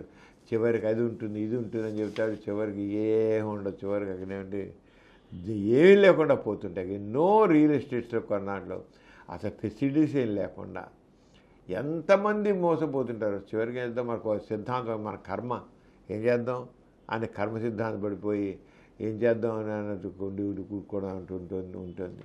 అలాంటి విషయాలు ఎందుకు చేస్తున్నారు. అలాగే ఇక వినియోగదారుల మీద ఎన్నో రకాలుగా వినియోగదారులకు నిర్లక్ష్యంగా ఉంటే ఎన్ని రకాలుగా మోసపోతున్నారు. అవన్నీ విషయాన్ని జరుగుతుంది. కల్తీలు, ఎన్ని రకాల కల్తీల గురించి అసలు భలే కబుర్లు అసలు చెప్పలేని కల్తీలు. ప్రతి దాంట్లోనే కల్తీ లేదు. మాకు కథ కూడా ఉంది. ఆడ కల్తీ లేదని వాడు చచ్చిపోదని విషయం తాగాట. చివరి చూసి ఆడ తాగలేదు విషయం తాగిన. ఏంటి ఆ విషయం కూడా కల్తీయే. అంటే జోక్ అంత ఇంకా ప్రతీది చద్దాద విషయం కూడా కల్తీ ఏంటి, వాడు చావలేదంటే అంటే ఎలా ఉంటుంది మనకి కల్తీల గురించి నిజంగా వినియోగదారులు కావచ్చు, ఎంత కావాలి. అలాగే పార్సిల్స్ పెట్టి దగాలు. మీ పార్సిల్ వచ్చింది, ఏమంటే మీకు మీ పార్సిల్ వచ్చింది, దాంట్లో మేము చూసాము, దాంట్లో గంజాయి ఉంది, కొకైన్ ఉంది, మీరు మీరు ఇప్పుడు మేము ఫలానా డిపార్ట్మెంట్ ఫోన్ చేస్తున్నాము, మీరు దాన్ని ఏదో మీరు పార్సిల్కి ఏదో మీకు నాకు మనకి లోపాయి కనుక మీరు ఏదో ఒక 10 లక్షలు ఇవ్వండి, 20 లక్షలు ఇవ్వండి, లేదా కేసు పోలీసులు పట్టుకుపోతారు అని చెప్పడం. పార్సిల్ అని అది పార్సిల్ ఏదో రకరకాల అమెజాన్లోనో దేంట్లో చేస్తుంటారు, బుక్ చేస్తుంటారు. వాడు బుక్ చేయని దాని నుంచి కూడా వాడు పార్సిల్ వచ్చింది, నీకు పార్సిల్ వచ్చింది అని అంటాడు. అరే నేను బుక్ చేయలేదన్నా సరే, మీకు పార్సిల్ వచ్చింది, మీ పెట్టి వచ్చింది, ఆ పార్సిల్ దాంట్లో ఇది ఉంది అది ఉంది, మరి మీరు లేకపోతే చూసుకోండి, మీ పని అవుట్. మీరే మీకు వాళ్ళు వస్తున్నారు, మీరు అరెస్ట్ చేస్తారు, మీ మీద చేస్తారు, మీరు జైల్లో పడేస్తారు, మీకు యావజ శిక్ష ఇది అని చెప్పేసి ఇదంతా దీంట్లో ఏముందన్నారు, గంజా ఉంది, అది ఉంది, కొకైన్ ఉంది, మీ పని అవుట్ అని చెప్పేసి ఎన్ని జరుగుతున్నాయంటే అది జరుగుతున్నాయి. మా సంబంధం లేదు. రోజు ఫోన్ తీసే రోజు కనీసం 10-5-6 ఫోన్ కాల్స్ అయినా సరే అన్నీ బోగస్ ఫోన్ కాల్స్ అలాగని చెప్పి ఎంత అంటే కన్జ్యూమర్ అవేర్నెస్ లేకపోవడం వల్ల, ఈ కన్జ్యూమర్స్ అవేర్నెస్ లేకపోవడం వల్ల ఇవన్నీ జరుగుతున్నాయి. కన్జ్యూమర్ అవేర్నెస్ లేకపోవడం వల్లే మనుషులు ఇది తెగిస్తున్నారు ఇలాంటి మోసగాళ్ళందరూ కూడా. అంచేత కన్జ్యూమర్ అవేర్నెస్ ఎంత అవసరం అనేది. అలాగే కౌన్సిలింగ్స్ అనేది కోచింగ్ సెంటర్స్ ఉన్నాయి.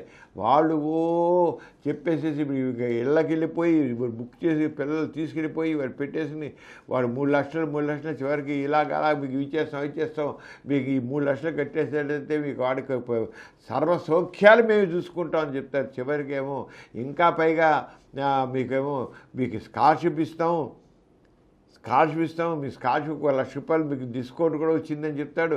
ఇలా చివరికి తెలిసాక సరే కోచింగ్ ఉండదు ఇలా ఎన్ని రకాల మోసాలు, దగాలు, జనాల యొక్క బలహీనతల్ని క్యాష్ చేసుకోవడం, ఇలాంటివన్నీ కూడా మీకు చెప్పించారు కొద్దే.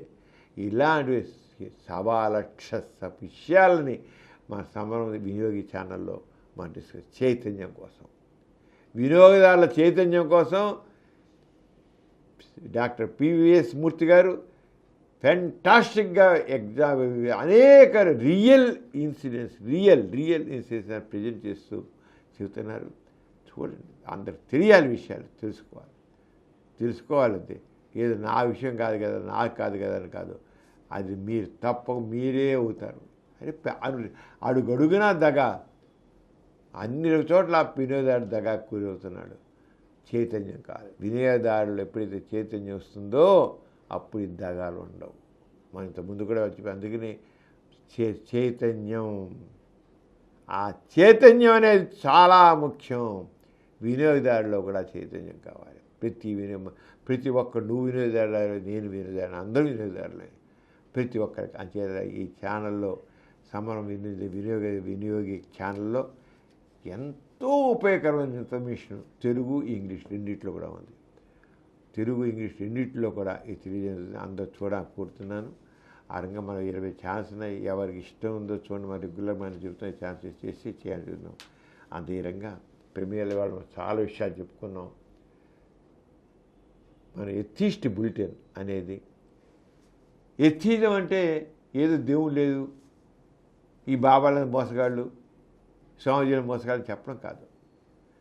ప్రజల్లో చైతన్యం తీసుకురావడం, వాస్తవికత, సంఘ దృష్టి, వ్యక్తిత్వం, దానికోసం మనం ఇది గోరా గారు ప్రతిపాదించిన పాజిటివ్ తీజం అనేది ఒక చక్కని సమాజం కోసం. ఆ గోరా గారు ఏదైతే పాజిటివ్ తీజం చెప్పారో అదే కరెక్ట్. రాబోయే యుగం నాస్తికత్వం అందే, అది కూడా పాజిటివ్ ఇథిజం దాకా చెందే కరెక్ట్గా ఉండేది. ఆ పాజిటివ్ ఇథిజం సంబంధించిన సరైనటువంటి చైతన్యాన్ని కలిగించడం కోసం ఈ ఎథిస్ట్ బులెటిన్లు ఇస్తున్నాం. అలాగే పాజిటివ్ ఇంగ్లీష్ ఛానళ్ళు, పాజిటివ్ హిందీ ఛానళ్ళు, తెలుగు ఛానళ్ళు, ఎథిస్ట్ సెంటర్ ఛానళ్ళు, మన ఎథిస్ట్ బులెటిన్, వీటన్నిటిలో కూడా మనం ఏదైతే సరైనటువంటి పాజిటివ్ ఇథిజం ఉందో దాన్ని మనం ప్రతిపాదిస్తున్నాం.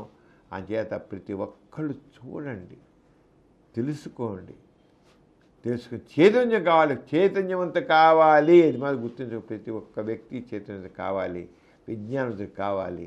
ఆ చేసేసి అప్పుడే మనం కోరుకున్న సమాజం వస్తుంది, కోరుకున్న సుఖం వస్తుంది, కోరుకున్న సంతోషం వస్తుంది. దానికోసం సమరం ఛానల్ చూడాలని కోరుతూ మరి ప్రమీల అందరి సెలవుచ్చుకున్నాం. మరి వచ్చే బిల్టు కలుసుకున్నాం. అందరికీ జై ఇన్సాన్. జై ఇన్సాన్. ఈ కార్యక్రమం మీకు ఎంతో నచ్చింది కదా. ఇటువంటి మరిన్ని వీడియోల కోసం అనతి కాలంలోనే 20 కోట్ల వ్యూస్ సాధించిన సమరం ఛానల్ సమర్పించు ఎథిస్ట్ బులెటిన్ ఛానల్కు సబ్స్క్రైబ్ చేయండి, లైక్ చేయండి, మీ ఫ్రెండ్స్కి షేర్ చేయండి. అలాగే ప్రక్కనున్న గంట సింబల్ని ప్రెస్ చేయడం మర్చిపోకండి.